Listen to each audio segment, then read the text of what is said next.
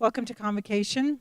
Before we begin, I'd like to thank Fernando Montano, our Director of Diversity and Inclusion, for recommending today's Convocation speaker. Thank you so much, Fernando. Now I'd like to invite President Cook to the stage. He's the president of Snow College. He will introduce our speaker. Please welcome President Cook to the stage. Thank you, Professor.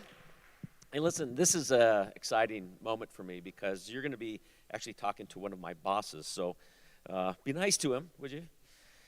Shawn Newell recently retired after 36 years at Industrial Supply Company, where he served his last 7 years as the Vice President for Business Development. And in my mind, he's also one of the most engaged citizens that I've had a chance to associate with, and you'll get a sense here. So he serves as a community integrator, working as the vice president of the Salt Lake branch of the NAACP, a former commissioner on the governor's Martin Luther King Jr. Human Rights Commission, where he now serves as an advisor. Shawn serves on the executive board of the Utah Black Roundtable, heads the Utah Multicultural Civic Council, serves on the board of the Utah Nonprofit Association, and is a member of the Utah Manufacturers Association. Mr. Newell was, in addition to serving on the Board of Higher Education here, Mr. Newell was recently appointed by Utah's governor to serve on the Utah State Appellate Court Nominating Commission. Shawn is a graduate of the University of Utah, and where he played football. He's going to talk to you a little bit about that and in terms of his time in the NFL. He's a graduate of the University of Utah and Salt Lake Community College, has a master's degree of management from the University of Phoenix, and he holds an executive leadership certificate from the University of Utah School of Business and a diversity and inclusion certificate from Cornell. He's a leading certificate says that's entitled "Leading with Equity, Diversity, and Inclusion" certificates from the University of Utah. In Shawn's spare time, he officiates youth sports and barbecues great grub. Mr. Newell is married and the father of 3 and has 6 grandchildren. So join me in providing Shawn Newell a warm Badger welcome.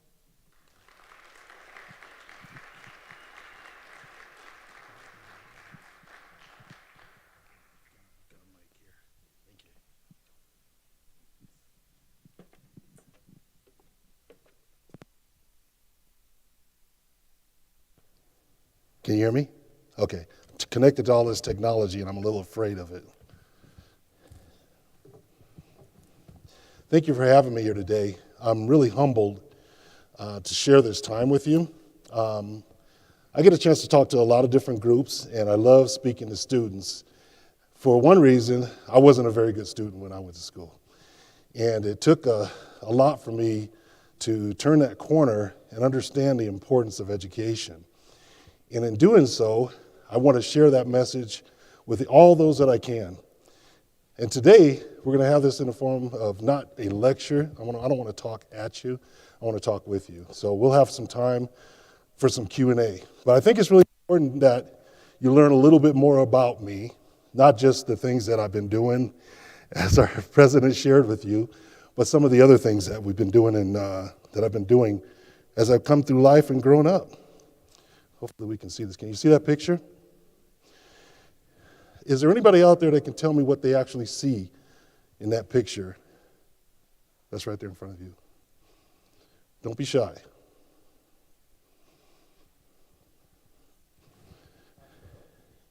It's class photo. Anything else?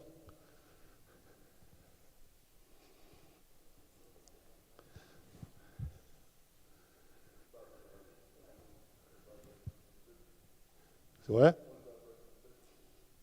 That there's only 5, right? What he said was there's only 5 children of color in that picture. This picture is from 1968. This is my elementary class, and this was the 3rd class that was part of the desegregation system in Southern California, and that's what my class looked like. In 1965, our superintendent of schools decided that he would, before the United States government decided to desegregate schools and send down an order, that he would do it himself. Funny thing was, he had a great idea. He thought, wow, we'll build a brand new school for these students. And in my neighborhood, it was mostly African American and Hispanic. He said, well, what we'll do is we'll do a little desegregation program. And that way we don't have to bus all of these students away from their neighborhood into ours. And we'll find families that are willing to do this. Can you guess how well that worked out? This is how well it worked out. Oh. Not long after that announcement was made, this is Lowell Elementary School. It was a block away from my house. This was the school I was supposed to attend until they decided that they would do the reverse desegregation. That fire was set and destroyed the school. So now our school district had to make a decision what to do with these students. So there was a redistricting that took place. I was fortunate enough to have parents, neighbors that decided that they wanted to be part of that. My parents actually moved to be part of that desegregation program to bus us into a predominantly white part of our school district. What that caused for me as a youngster was division within my own neighborhood. There were other families that wanted to be part of that shift, but were not able to because of the district lines that were drawn. And when we looked at the district lines as an adult, it was really eye-opening. And as you see from that class, there wasn't a lot of us that actually attended the schools that we had to go to. Now, that was just the first grade class there. The other classes probably had about the same ratio of students. But it wasn't all bad. Going to those spaces, I actually had a chance to actually interact with people that didn't look like me. But there were still those angst from the community, the teachers, and the system as to what was going on. Fast forward to high school. When I went to high school, I thought, I got it made. Junior high school is similar to the elementary school. I got it made. There's going to be more kids from my neighborhood that came, and there were. But still and yet, that we were still the minority on campus. I was trying to figure out how to get away from the knuckleheads I was hanging out with and get into understanding my place in my community and at my school. So that's when I had this bright idea that I started playing football. And as you can see from this football picture, it's still pretty light on the people of color, correct? I learned an awful lot, though, at that time. Through sports, I gained an opportunity to actually be a part of something, to actually be part of a group of people who had the same goal. So as a youngster, I started to become conscious of this because I didn't have that feeling before.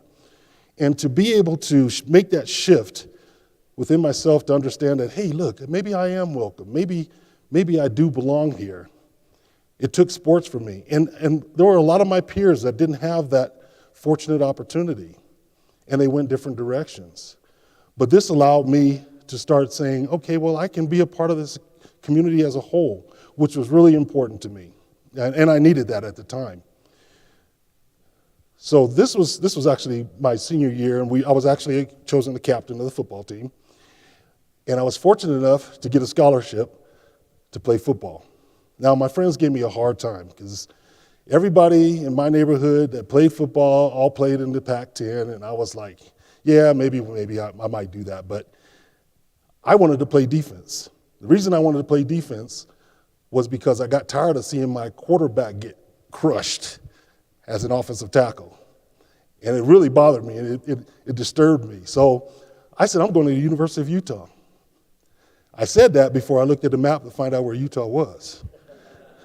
But when I got there, I was even more surprised.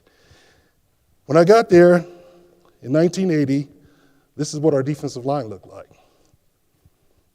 A little different today, right?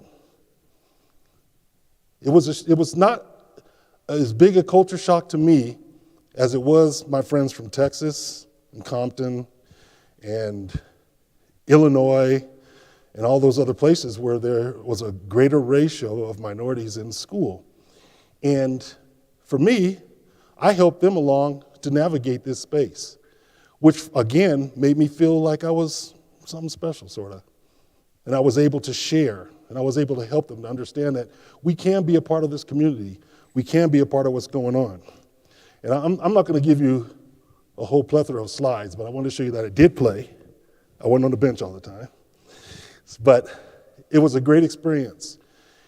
And what I learned from that experience when I got here to the University of Utah was that during the time I went through the desegregation of the school system, there was something that wasn't told to me by the people that fought to help me to get to that system. And that was the fact that I was going to gain an advantage in the education I received and the opportunities that would come before me. And for me, that was critical. And that switch did not hit me until I was in college.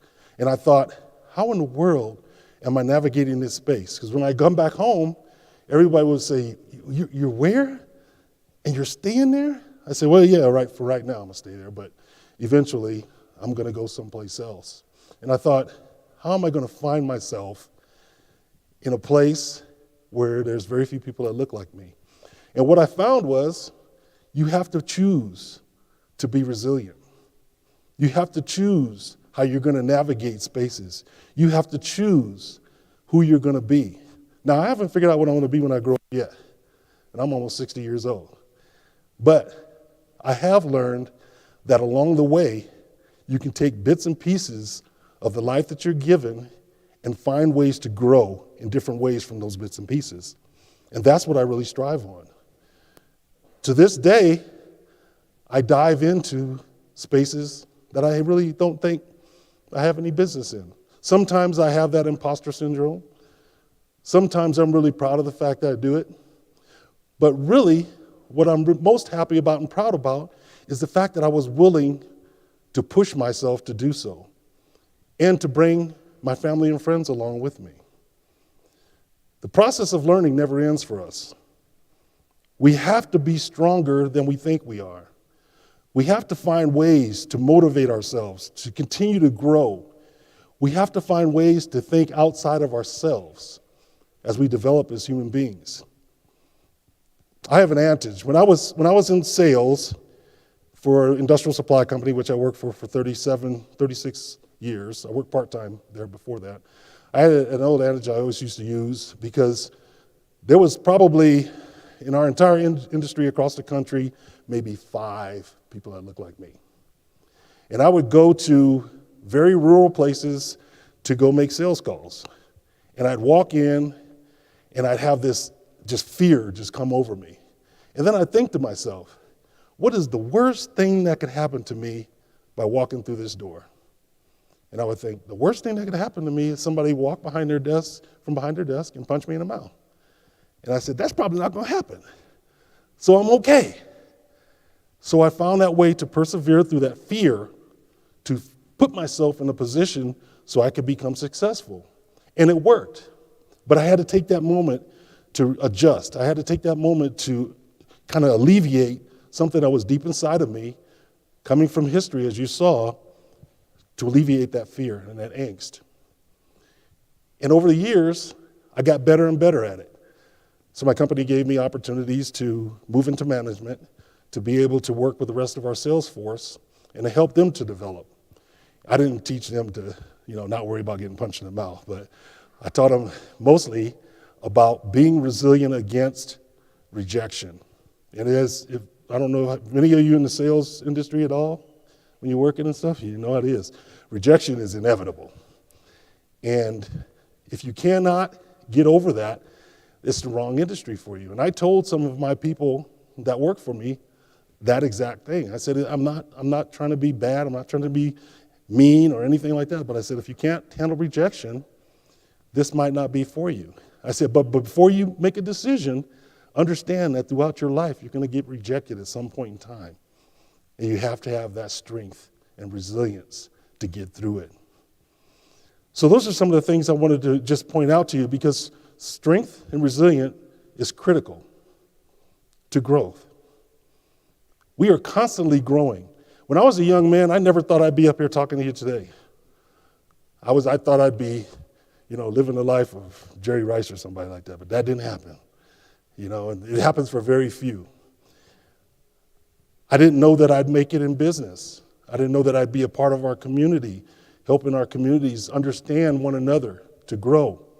The work I do now is mostly on boards, mostly helping entities understand the importance of equity, inclusion, belonging, and access for not just people of color, but for everybody. The work I do now, I think, is more important than anything I've ever done because I get to touch people like yourselves in different ways. I get to be a part of something that has an impact that will influence people beyond my reach, my physical reach, which is important to me. I've made the mistake of thinking that I was, BMOC for Big Mountain Campus for a second, and I started to dive into politics. Now, some of the positions I have on boards and things, as the president will tell you, are semi-political, but I thought, well, another way to reach people is to be a politician. I didn't know what I was asking for. And crazy me, I thought, hey, people love each other. We're all in this together. That's the work I do every single day until I got into politics. I'm a true believer that we are all in this together. I'm a true believer that we should exist in a nonpartisan environment, however, allowing for different voices to be heard. But that's not the way it is in our society, right? We have parties, and we have folks that, their way's the only way.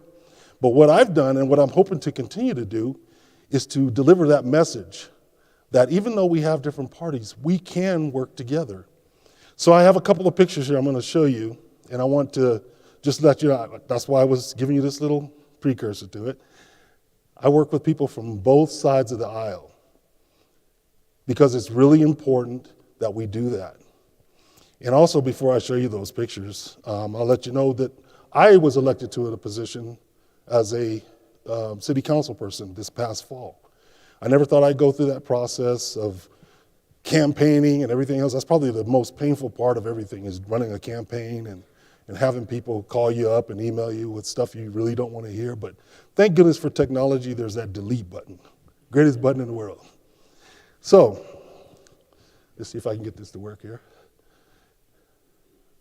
These are some of the speaking engagements that I've been involved with in starting in this political track. This is a Department of Transportation panel that I served on, just to start to put myself out there a little bit. And we talk about that perseverance and resilience. See, put yourself out there, get outside yourself. I never thought I would do panels like this, to have conversations with groups of people on topics that I had to study prior to getting on the stage, but also knowing that me being in that space would impact somebody. And I don't care if it's 1, 2, 3 people. If I can influence or impact somebody's lives in a positive way, that's why I do this type of work. I was able to be part of the Governor's Economic Summit a couple of years ago. This is one of the biggest summits in the state. We talk about the future of the state. We talk about the trends that are taking place in our state. I never thought I'd be on this stage. That gentleman there is the president of L3 Communications, CEO of L3 Communications. And I get to meet people like that and interact with them. I get to meet people like your president and interact with them. These are things that we talk about for our futures. This is why you're here today, educating yourselves so that you can be future leaders in this country. And it's important that you understand that each and every one of you are leaders in one way, shape, manner, or form. And you have to keep that in the center of yourself and know that about yourselves. You would be surprised if you started to really have some really deep conversations with the people around you as to how much you have influenced them and also how much they've influenced you. And that you have to keep pushing and keep driving and keep growing within yourself. And I push myself in these areas to do that. That's just a picture with our former governor and our current governor. I've become really good friends with both of them just by putting myself out there outside of my comfort zone. I've also learned what my comfort zone is, and I've expanded it because I've developed that resiliency to pressures that are saying, you can't do that. You ought to do this. Maybe you ought to think about.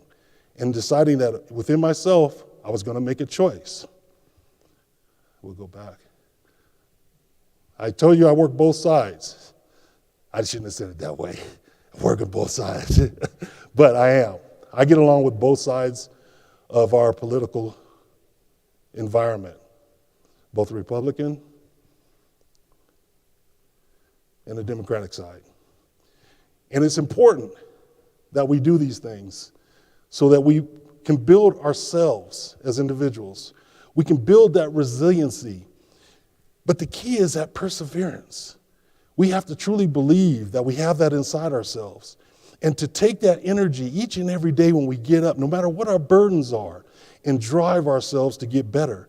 Sometimes you feel like you're running up against a wall. And everybody has that feeling. I have that feeling often. But we find ways to drive ourselves to be better people. Good. If we don't have any more of those things, I can get back to talking to you. So, as I said, I like to talk with you, not to you. And everybody's so quiet in here, it makes me a little nervous. I don't like nervous, quiet crowds, because then I see people taking notes and they're like, I'm going to check this guy out, see what's going on. But I wanted to share with you also some of the things that helped me to be strong. There's a quote around, it's something like, when there's an opportunity, prepare yourself before there's an opportunity, so when that opportunity comes, you can take it. Right? Anybody ever heard that? It's something like that? No? Yeah, he has. There we go. See? I knew y'all were smarter than me. And what I learned a long time ago is to put yourself in situations to where you can prepare yourself for the unknown. You're doing that right now, even though you don't think so. If you have a major, if you have some coursework you're taking, you know that coursework, you're learning it, but you're also setting yourself up for opportunities that you don't even know are going to come your way. And that's one of the great things about life. That's one of the great things about education is all this stuff that you're gathering up, even the stuff you think that doesn't matter, you're never going to use it. I took dance at the University of Utah, ballroom dance. Now, my motives weren't all that good, but I never thought I'd ever have to use that. Then one time, I got invited to an event where there was ballroom dancing. Now, because I didn't pay attention to the dance part of that class, I stayed on the sideline, but I thought to myself, I could have been better prepared for this opportunity. But I took it upon myself to do my thing and be focused on something else that I shouldn't have been focused on, and I lost that opportunity. I've lost that opportunity in business. When I've had people come to me and say, hey, look, I have an opportunity. You want to think about getting involved? And because I had no knowledge and I hadn't prepared myself, I couldn't do it. So, in those slides when I talked about getting on those panels and getting into these places that were comfortable for me, that was part of my preparation to be able to be a part of the political world, to be able to be a part of my community, to deepen my engagement in my community with hopes of being able to be successful if an opportunity came up to where I can get there. And it's so powerful when you've done things that you think maybe you're wasting your time or this might not work out, when all of a sudden those opportunities come and bam, you're ready for it. You can say yes.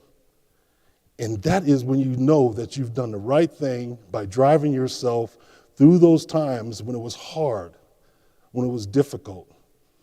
When I was in ninth grade, back to my little football stuff. I played football in fourth grade in Pop Warner. California was Pop Warner, but Pop Warner has a weight limit at 185. So I played one season, and the next season, I was 5'6", 7", and I weighed 189 pounds. So I couldn't play football. I couldn't play football again until I was in the ninth grade. So I said, okay, Mom, I'm going to go try out for the football team, and I'm going to be this cool guy. It's going to make it, it's going to happen. So I went to the first day of 3-a-days, and, I didn't feel too bad then, but in the morning, when I woke up, the only thing that didn't hurt were my eyelids. And I told my mother, I said, I quit. I am not doing this. And she said, okay, I'll be back in a second to talk to you, but you need to get up and go to school. I said, I'm quitting school too. I'm not going back to school. I can't move, Mom. And she said, no, that's not going to happen. She goes, I'm going to give you a choice. She said, you can either go back to play football, you can get a job, or I can kick your butt all the way out this house and you're going to do whatever I tell you to do. I said, well, I don't want to work. I don't want a job. That sounds like work. So I said, let me get up and do this football thing again. And it took so much for me because I really hated it at that time. And I hated it for 3 weeks. With a passion. I would come home and I would just be angry. I didn't want to talk to anybody. But it was my father came and talked to me. He said, look, and he told me what I told you a little bit earlier. Things are going to be hard, but if you push yourself through and get through these barriers, the rewards will be great. And it's hard sometimes when you're going through the process to really realize that, but when you prepare yourself after that fact, and you learn and you hear those words and they propel you to a different space, it's great. From that point on, I worked out harder than anybody else on my team. I made sure that I was early to practices. I stayed late.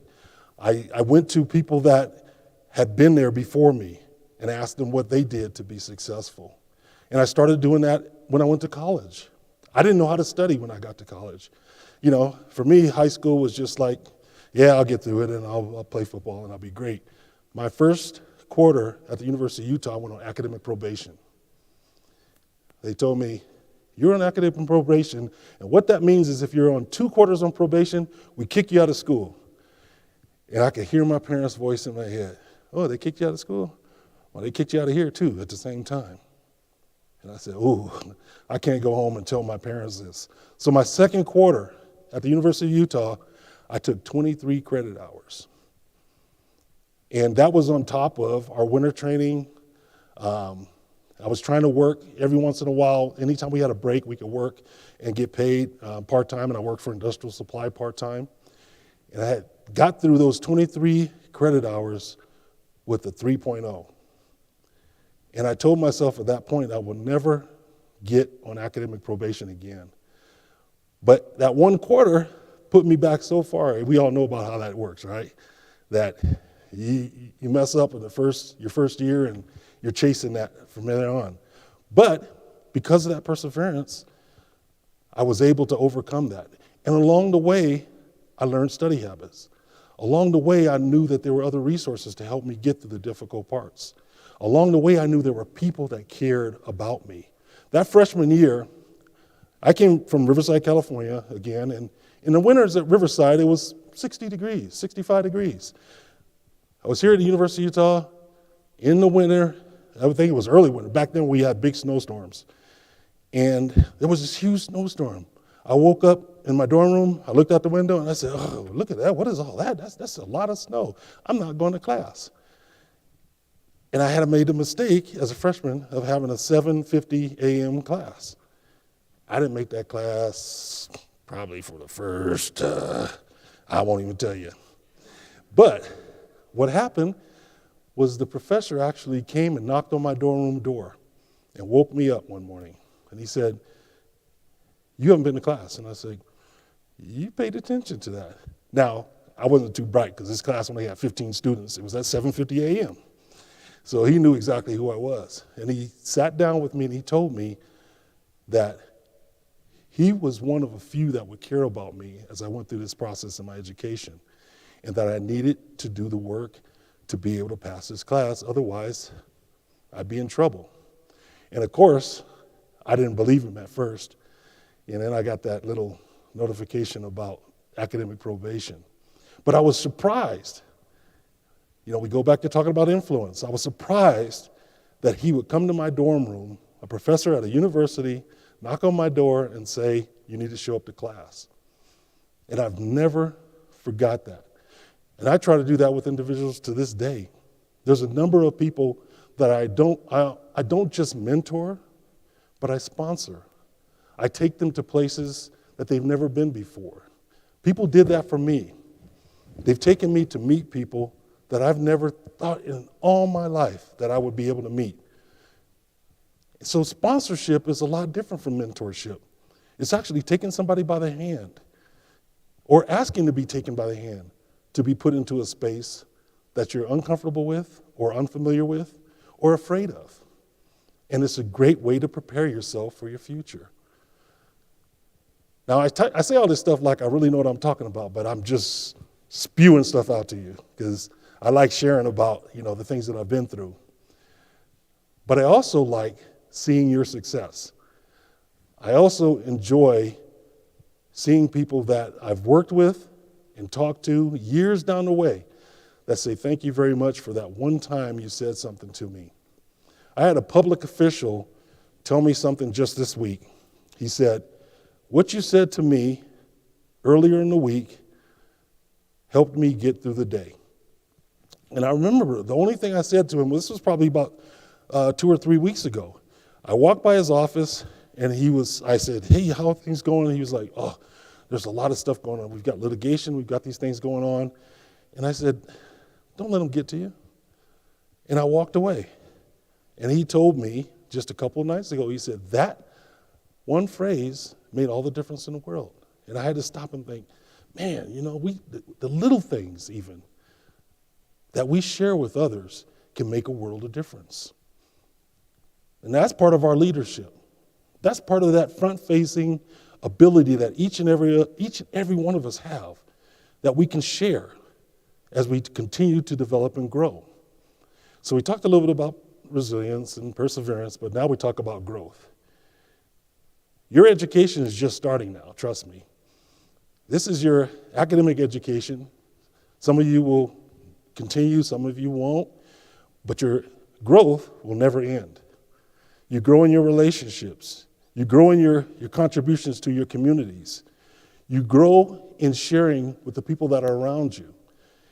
And again, during your time of growth, you want to continue to build upon your skills, capabilities, awareness, and your efficiencies as a human being, because we're all in this together. I am the vice president of the NAACP, Salt Lake branch, and people come up to me all the time and they say, man, the NAACP, that's just for black people. It doesn't impact me at all. I don't know why, I have to be concerned about what goes on with the NAACP. What most people don't know is the NAACP was started by a multicultural group of people. It is a civil rights organization for each and every one of us. And that's something to keep in mind always. When I say each and every one of us, I mean each and every one of us. We all have civil rights. We all have inalienable rights given to us by this country. And we each need to be able to support one another in those civil and inalienable rights. And as we grow, we need to develop an understanding of that. There's so much division right now in our country because of misunderstanding, because of fears, because of the unwillingness to go into spaces that are uncomfortable. And there's so much resistance to the impacts and influences that are coming outside that people have lost that resiliency to stay strong, which allows them to persevere, which allows them to grow. And that is critical for us to change our society. We've got to find a way to dig deep inside ourselves and understand that this is us. This is who we are. We are in this together. Your neighbors, your friends, your family, those in your community that you don't even know, everything impacts one another. We're all intersecting at some place in our lives. How much time we got? Because I could talk forever. Okay, keep on talking. All right. But with that said, we have to be careful in the way that we do that. We have to be conscious in the way that we communicate. We have to understand that we have to have emotional intelligence, knowing that people are coming from different experiences in their lives, different experiences in the moments just before you interact with them. And we have to take those opportunities with that emotional intelligence to be able to guide ourselves to having the right conversations, the willingness to not take for granted that we're all in this together. We are all important. Our views are important. We may not agree with each other as we speak, but we can do it in a way that's conducive to growing with each other. We can do that through dialogue. And dialogue is speaking back and forth to each other and not trying to create an environment where one person has to win and one person has to lose. When we have those conversations, we all lose. I've had some very difficult conversations with people that said, "You're wrong." I said, "Well, how am I wrong?" I said, "I can say you're wrong, but I don't think you're wrong about everything you're saying. I just may not agree with you." You know, there's a difference between wrong and not agreeing with somebody.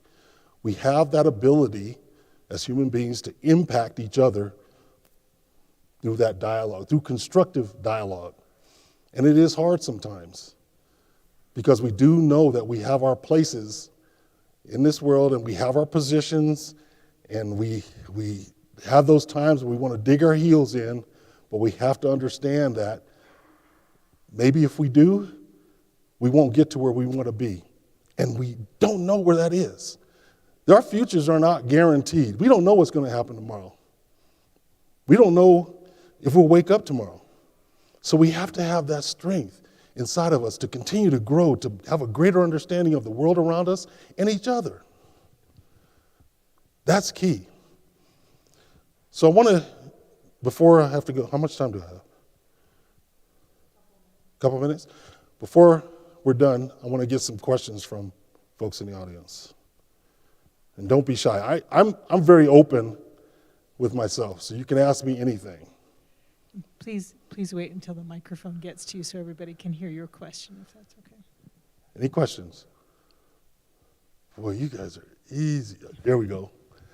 Sometimes I get bombarded, other times I don't. It's a very simple question, but what's your favorite color? What's What's your favorite color? What's my favorite color? She's rainbow. Rainbow. I like all colors. I can't get to just one. I almost wore some blue shoes today, so just to get everybody's attention. We got a couple questions here. Who'd you play for and how long did you play in the NFL? I didn't play. I was on a team. You know, I'm still getting cords of wood out my behind. I was with the Bears, and I got injured during practice, so I spent my entire first season on injured reserve. I blew my ankle out in practice. Well, somebody else did it for me, but yeah. Sorry you blew out your ankle. That's still very impressive, though. Who is the biggest influence in your life? Without a doubt, it'd have to be my father. My father my father's been deceased for about 4 years, but he didn't pull any punches. He was very upfront with me. When they took the initiative to move, to be able to get me and my siblings into a better school district, it took me a while to grow up to see that. That was incredible for me, for him to sacrifice like that. My father was going to junior college, working as a janitor in a grocery store when he made that decision. He couldn't afford to move to the neighborhood he moved to. My mother worked full-time. My mother graduated from Central State in Ohio, and she was her first year out of school when they made that decision. So they didn't have many finances. But the funny thing was that house cost them $18,500 that they bought. And they still live in that house today. And it's a 5-bedroom, 3-bedroom house. But that was a lot less money then, but it was a whole lot of money to them. They didn't have it. But things like that helped him to be the greatest influence I had. When I had issues in our neighborhood with some of my peers, he was the one that told me how to navigate that. He told me about education, and he told me, I tell you, I tell too much about myself. I told you before I was a bad student.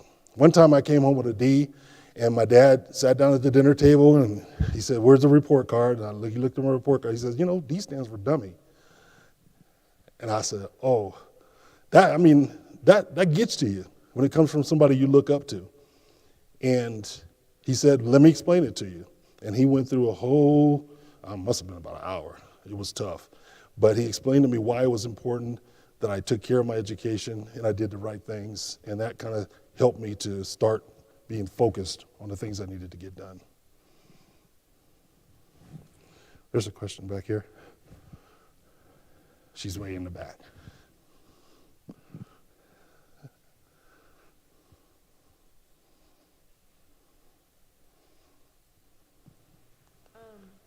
Okay. Besides the first quote, what's your favorite quote? Like, do you have one, maybe?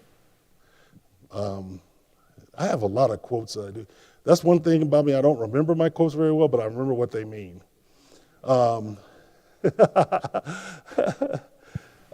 to think of what the other one is that I kind of.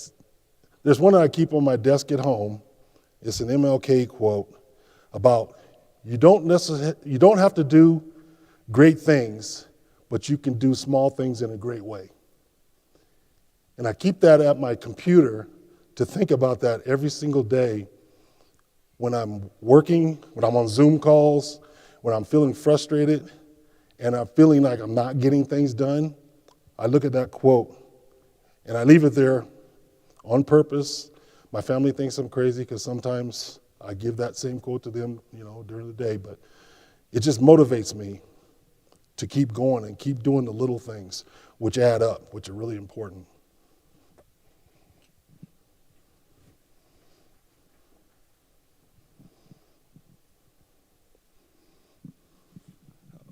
I see you took pictures with different presidents and stuff. Why you didn't take a picture with Trump?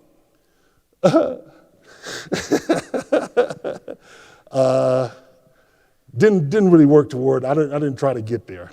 Yeah, no. But I respect all of our leaders because they're doing a job I would never want to do. I respect each and every person for what they're doing, and I may not agree with everything they do, but I respect them because of the position that they hold. And I'll never stop doing that. I mean, we can talk about all the bad things, we can talk about the good things, but we still have to have that respect for those that are willing to do and go into spaces that we're not. Probably have time for one more question if anybody has one they'd like to ask. Okay, I will. You guys are great. Okay. You guys are great and easy. But again, I'm just honored to speak to you. I hope that something I shared with you today you can carry with you. I love to talk to you afterwards. I'm available to any and everybody. And I just enjoyed my time. I love this beautiful drive here.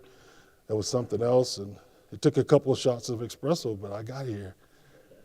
But it was fun. It was fun. I thoroughly enjoyed it. Thank you very much for having me. Thank you so much.